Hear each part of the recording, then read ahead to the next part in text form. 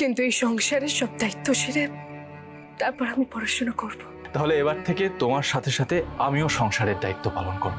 ওদের বাড়িতে ফিরিয়ে নিয়ে এসো। না না আনবো না। গাঙ্গুলি বাড়ির বড় বউ হয়ে তুমি অন্যের বাড়িতে রান্নার কাজ করছো, আর তারপরেও ক্রমাগত তুমি মিথ্যে বলে যাচ্ছ। ছোট সাহেব, আপনি কি বলছেন আমি বুঝতে পারছি না। অন্যর বাড়িতে গিয়ে রান্না করেছি মানে আমি তো শুধু মনীষাদের সাহায্যই করছিলাম, এর থেকে বেশি আর কিছু না। আপনি কেন এত ভাবছেন? আপনি যান না, আপনি গিয়ে হাত পা মুখ ধুয়ে আসুন, আমি এক্ষুনি আপনার জন্য খাবার বেড়ে দিচ্ছি। তুমি কোনো মনীষা দিদির বাড়িতে না কুসুম, তুমি বিপাশা মিত্রর বাড়িতে গিয়েছিলে তাদের অতিথিদের জন্য রান্না করতে। আমি সবটা জানি।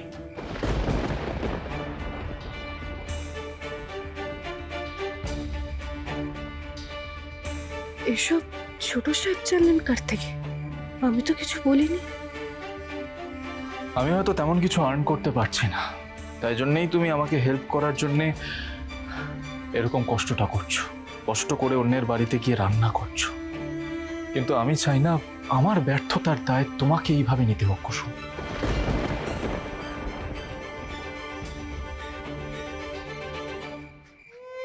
আমি সব সহ্য করতে পারি কুসুম, কিন্তু তোমার কষ্ট পাওয়া আর তোমার চোখের জল ফেলাটা আমি সহ্য করতে পারবো না।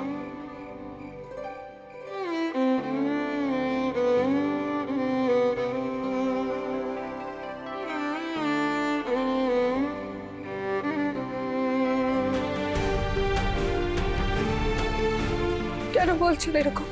হ্যাঁ, এটা তো আমাদের দুজনের সংসার ছোট সাহেব। এই সংসারে আমাদের দুজনের দায়িত্বটাও সমান। তাই আমরা যদি রোজগারের দায়িত্বটাও ভাগ করে নিই তাহলে তাদের ক্ষতি কি? কাঁদবেন না এরকম আপনি।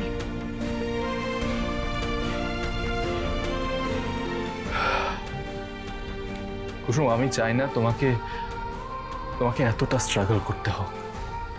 আমি চাই তুমি আমার মায়ের মতো হও, সাকসেসের চূড়ায় পৌঁছো। কিন্তু ছোট সাহেব, সেটা কি করে সম্ভব? দেবীমা কত শিক্ষিত, কি অসাধারণ ব্যক্তিত্ব ওনার। আর আমি তো সামান্য পড়াশোনাও জানি না। তাই আমি ঠিক করেছি এবার থেকে তুমি পড়াশুনো করবে, আমি তোমাকে পড়াবো। আপনি যদি চান যে আমার পড়াশোনা করে নিজের পায়ে দাঁড়ানোর চেষ্টা করা উচিত, তাহলে আমি পড়বো ছোট সাহেব, আমি খুব মন দিয়ে পড়বো। কিন্তু এই সংসারের সব দায়িত্ব সেরে তারপর আমি পড়াশোনা করব। তাহলে এবার থেকে তোমার সাথে সাথে আমিও সংসারের দায়িত্ব পালন করব। আমরা দুজনে একসাথে সাফল্যের পথে এগোবো কুসুম। তুমি দেখবে মা একদিন ঠিক তোমাকে মেনে নেবে, মুখ ফিরে আর চলে যেতে পারবে না। তুমি দেখো।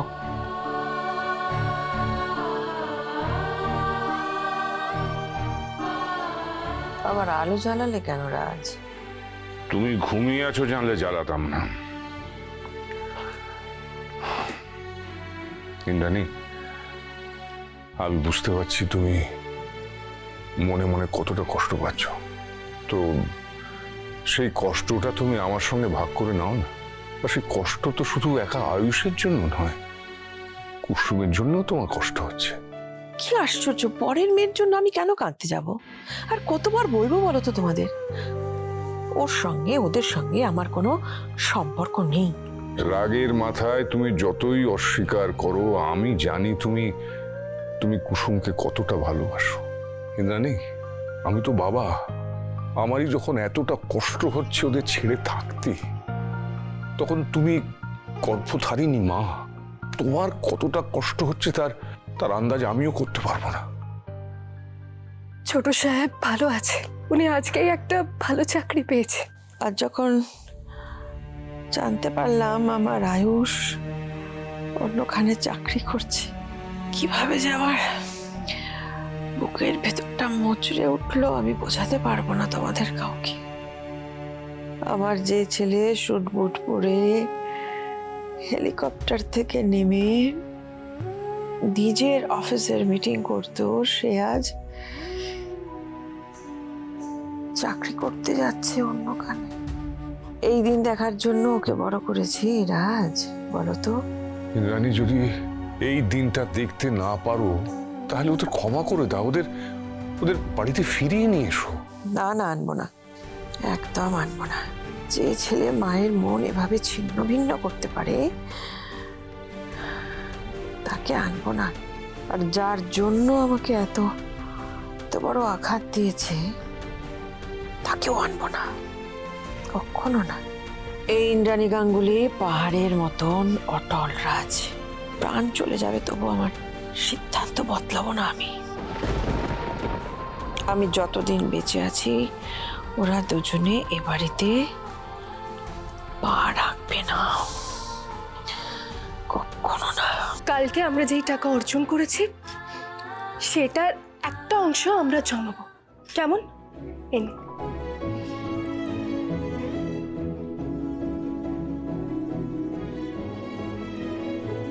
একদম ঠিক বলেছো কুসুম, এটা আমাদের সংসারের প্রথম উপার্জনের টাকা, তাই আমাদের কাছে এটা ভীষণ স্পেশাল। আমাদের কিন্তু এটা খুব যত্ন করে রাখতে হবে। হুম।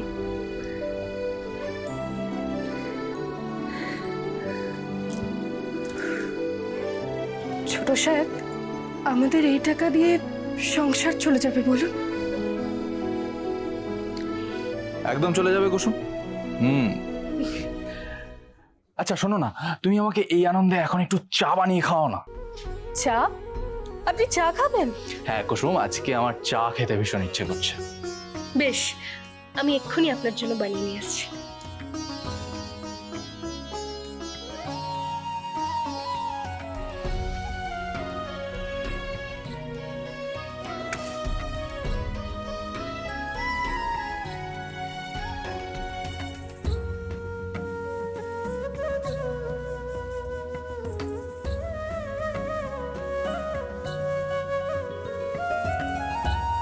ছোট সাহেব, রেডিওটা নিয়ে কি করছেন আপনি?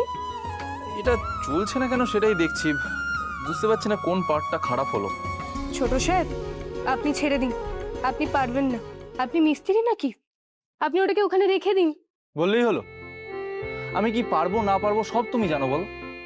সব জানি না ঠিকই, কিন্তু এটা জানি যে ওটা আপনি পারবেন না, কারণ ওই রেডিওটা শুধুমাত্র আমার হাত দিয়েই চলবে।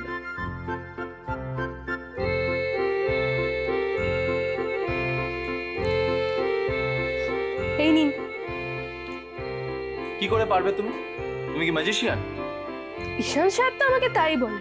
আপনি এতক্ষণ ধরে ওটাকে নিয়ে খুটুর খুটুর করছেন, তাও আপনি রেডিওটা চালাতে পারলেন না, কিন্তু আমি একেবারে চালিয়ে দেব। বলছো?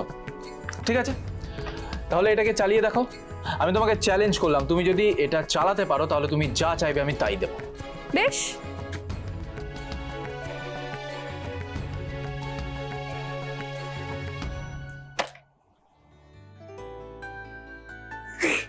ওয়াও, সত্যি তো ম্যাজিক। মানে তুমি একটা চাপড় মারলে আর রেডিওটা চালু হয়ে গেল।